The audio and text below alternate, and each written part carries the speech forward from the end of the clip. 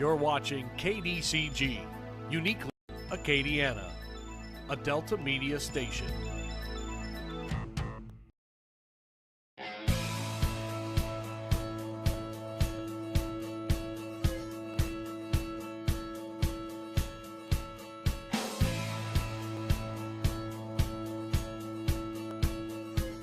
It's right here, it's right now, it's LA South. I'm Pamela Kay, and on today's show, I want to talk about pets.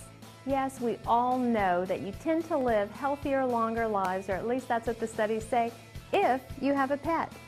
Who needs Dr. Pol on National Geographic or Animal Planet or whatever channel he's on? We've got our own Dr. Ned Fruge right here.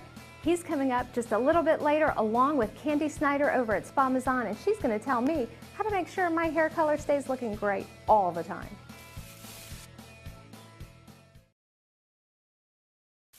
Why are YouTube videos with pets some of the most watched videos on the internet? It's because you love your pets. Well, today I have the opportunity to be with one of the most beloved veterinarians in the area, Dr. Ned Fruge.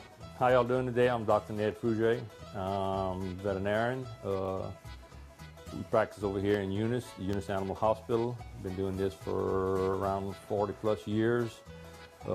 We probably deal more with small animals than we do large animals today. This is Danielle Fontenot. She's my office manager. Danielle helps me in surgery and helped me run the business. She's been with me for quite a few years right now. And this is one of our little patients that we take care of. Her name is Jolie, little French bulldog. When I was a young boy, I was raised on a farm. Dealt with animals all my life.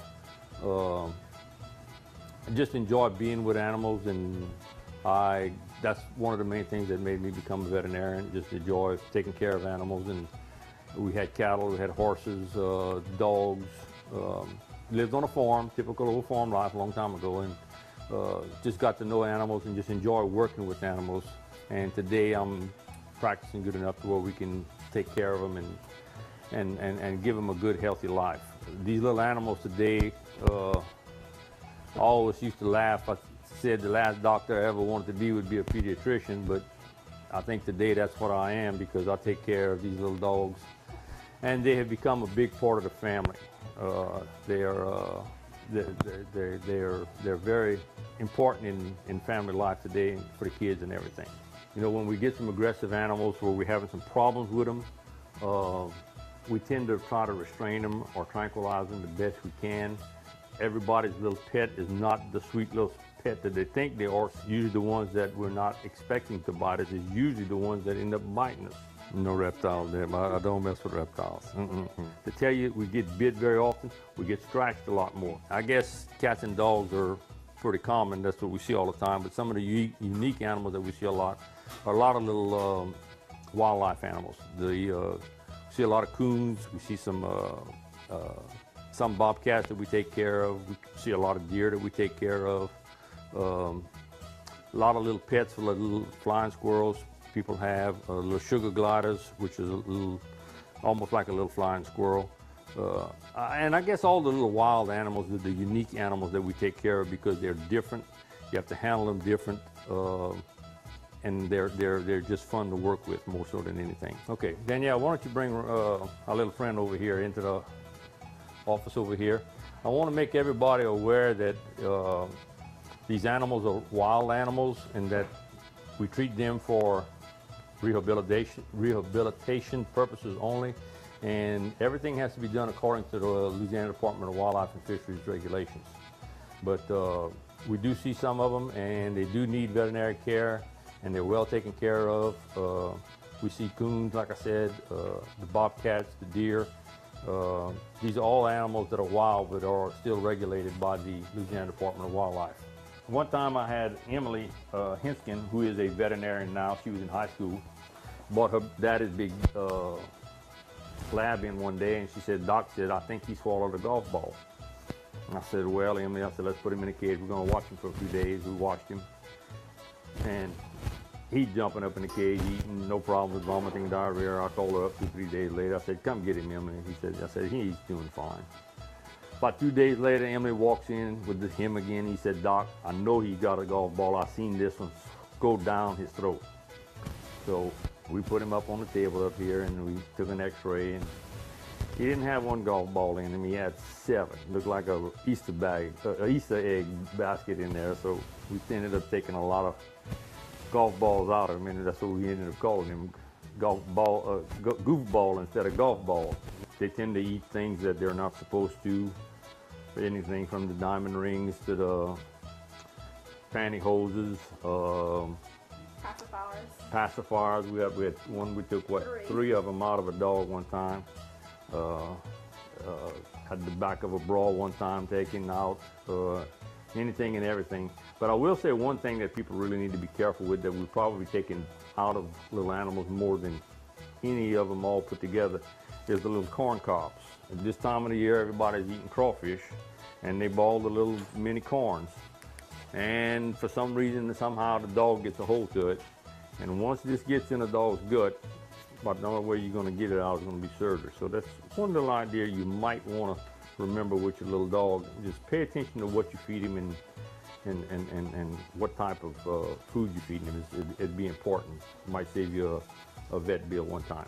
We'd much rather see your little animal and prevent him from getting sick rather than wait until he gets sick. And two of the things that I think are very important in this part of the country right now for us, as far as for taking care of your little animals, is number one, heartworm preventive. Heartworm preventives are very important in your pet today. Our old traditional heartworm preventives are probably not quite as effective as they used to be. You may check with your veterinarian and see what he recommends.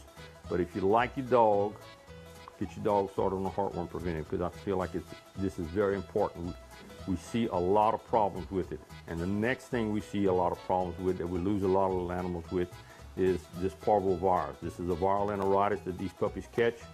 You need to have your little puppy vaccinated.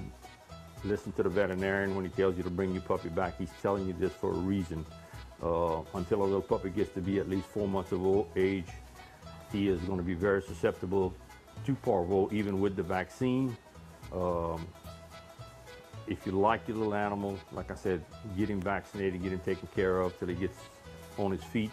And then once he's on his feet, get him on the heartworm preventive, I think, and his nutrition besides that. But I think these are some very important points that you really need to see about your puppy as far as for taking care of him and giving him a good, healthy life.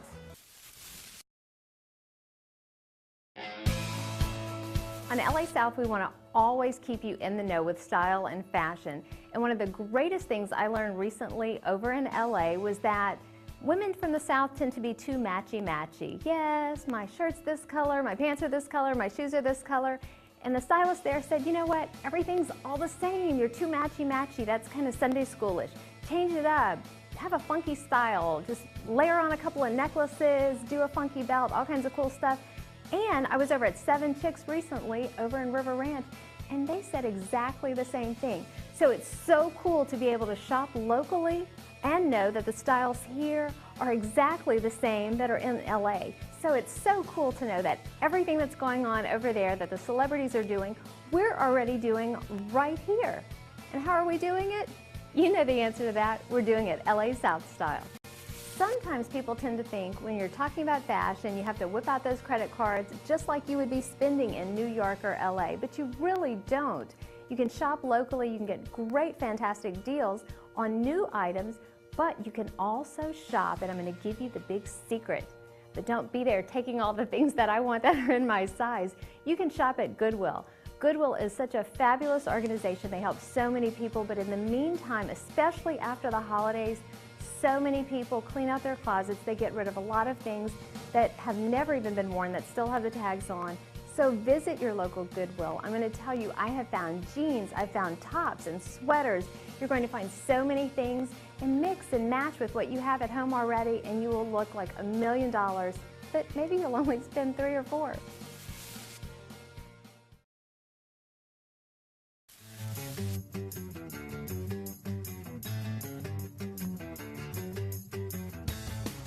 Yes, it's true, beauty does come from within, but it's Parmesan. They've got you covered inside and out. Yep, here I am. I'm at Spamazon because I bought one of those box color kits and got these lines that are growing out and I need someone to fix me. So I'm at Spamazon, of course, the place to go with Candy Snyder. How hopeless is it? Well, we can actually fix you today. What's going on is when you put the box color on your hair, it didn't match what we had done. So therefore it didn't create the same amount of lift as we had before. So now you're getting these bands of color in your hair. So you're saying you get what you pay for? That's right. So what I'm going to do is show you a couple of different blondes that we can do. If you want to go ahead and hold the magazine, you can see that Taylor has some pretty cool light blondes in there. And then she's also going to have, you can see these golden colors, golden tones that she's going to have. And then she has her natural color. So what that's going to do is put a lot of dimension into the hair. And it's not brassy and orange like you see a lot of box color. But it's still real nice and warm for winter, which is what a lot of people want to do right now. So when you've got celebrities, whether it's Taylor Swift or Stacy Keibler, there are so many varieties of blondes. How do you determine what's right for me as opposed to what's right for someone else with maybe fair skin? Well, what we want to do is we want to go, first of all, with your natural hair color. Is it cool or is it warm? Then also we want to start with your skin tone, eye tones, and work into there to try to pull it out. So there really is a science behind it. There is, right. We're just going to go ahead and brush out your hair just to make sure that we have everything matched up. We can get the placements down right so I can see just exactly how many bands of color you actually do have going on in here. Too many? So with the bands, you can tell how many times I've cheated and used box color. Exactly. I'm a cheater. Just going to go ahead and start putting the foils in. What we're going to do is we're going to alternate a highlight with a low light, and then we will go back in between the foils and actually put a color on your new growth. So you'll get that nice dimensional look without the brassiness. If I see someone and the sun just kind of hits their hair and it looks really natural. See like Taylor Swift and Stacy Keibler and Jennifer Aniston and all of those really blonde Hollywood celebrities, they all have multicolors in their hair. That way it looks more natural, because naturally we have multiple tones in our hair.